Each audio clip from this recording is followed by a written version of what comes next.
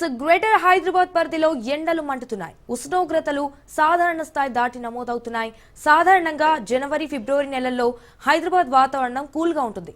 కానీ మారిన వాతావరణ పరిస్థితుల నేపథ్యంలో ఈసారి ఒక నెల ముందుగానే ఎండలు మొదలయ్యాయి. ఉదయం నుంచే భానుడు ప్రతాపాన్ని చూపుతున్నాడు. దీనికి తోడు ఉక్కపోత ఉక్కిరిబిక్కిరి చేస్తోంది. హైదరాబాద్లో మండుతున్న ఎండలపై మరింత సమాచారాన్ని మా ప్రతినిధి రామలక్ష్మి అందిస్తారు. నగరంలో రోజు రోజుకి ఉష్ణోగ్రతలు అయితే చాలా ఎక్కువగా పెరిగిపోతున్న పరిస్థితులు ఇప్పుడు ఎక్కువ కనిపిస్తున్నాయి. ఉదయం 9 దాటితే చాలు ఎండలు అసలు ఊహించలేని రీతిలో అంటే 35 డిగ్రీస్ కంటే ఎక్కువ మించిపోయే ఎండలు అయితే ఇప్పుడు వస్తున్న పరిస్థితి. ఇప్పుడైతే కనుక సమ్మర్ మార్చ్ ఇంకా స్టార్ట్ అవ్వకముందే ఫిబ్రవరి ఫస్ట్ వీక్ నుంచి కూడా ఎండలు అనేవి చాలా అధికంగా పెరిగిపోతున్నాయి. దీని కారణంగా ఇటు దూర ప్రాంతాలకు ప్రయాణించే ప్రజలు అలాగే బయట పనులకు వెళ్లే వాళ్ళు అయితే చాలా ఇబ్బందికరంగా ఫీల్ అవుతున్న పరిస్థితులు కనిపిస్తున్నాయి. సో ఇప్పుడు మనం చూస్తే కనుక ఎండ ఏ మాత్రంగా ఉందనేది మనం చూడొచ్చు. ఈ ఎండల కారణంగా ఇటు అనేక రకాల ప్రాబ్లమ్స్ అనేవి ప్రజలు ఎదుర్కొంటున్నారు. ఇలా బయటకు రావాలంటే భయపడిపోవాల్సిన పరిస్థితులు.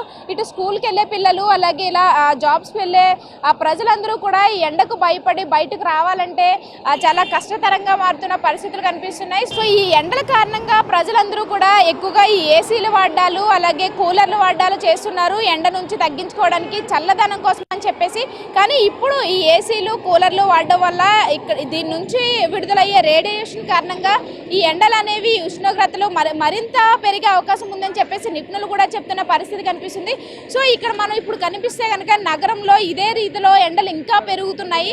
సో దీనికి అనుగుణంగానే ప్రజలు కూడా జాగ్రత్తలు తీసుకోవాలి. వాళ్ళ బయటికి వెళ్లే ముందు మనకి కావాల్సిన జాగ్రత్తలు అంటే ప్రధానంగా స్కార్ఫ్లు వేసుకుని వెళ్ళడం, అలాగే వీలైనంత కుదిరితే మార్నింగ్ టైంలోనే బయట ట్రావెలింగ్ చేయడం లాంటి పనులు అయితే చేయాలని చెప్పింది. అలాగే ప్రజలు కూడా ఇప్పుడు అదే రీతిలో మలుచుకుంటే అంటే వాళ్ళు చెప్పినట్టుగా చేస్తే కనుక ఈ ఎండ నుంచి కొంత మొత్తంలో వచ్చే ఇబ్బందులను తగ్గించుకోవచ్చు. అలాగే ఇప్పుడు ఈ ఎండలు పెరుగుతున్న కారణంగా ఎండల నుంచి తప్పించుకోవడానికి అంటే ముందు డీహైడ్రేషన్ని తగ్గించుకోవడానికి ఎక్కువగా కొబ్బరి నీళ్ళు అలాగే పుచ్చకాయలు లాంటివి ఎక్కువ తీసుకుంటూ ఉంటారు. అలాగే ఇప్పుడు వీటి గిరాకీ కూడా అదే విధంగా పెరిగిపోయిందని చెప్పాలి. ఎక్కడ చూసినా కానీ ఈ కొబ్బరికాయలు అలాగే పుచ్చకాయలు ఈ షుగర్ క్యాన్ వాటర్ లాంటి షాప్స్ అనేవి ఎక్కువగా పెరుగుతున్నాయి. అలాగే వీటి రేట్లు కూడా అదే విధంగా ఎక్కువ పెరుగుతున్నాయని చెప్పాలి. ముఖ్యంగా గమనిస్తే కనుక ఇప్పుడు ఒక్కొక్క కొబ్బరికాయ రేటు 50 నుంచి 60 రూపాయల వరకు కూడా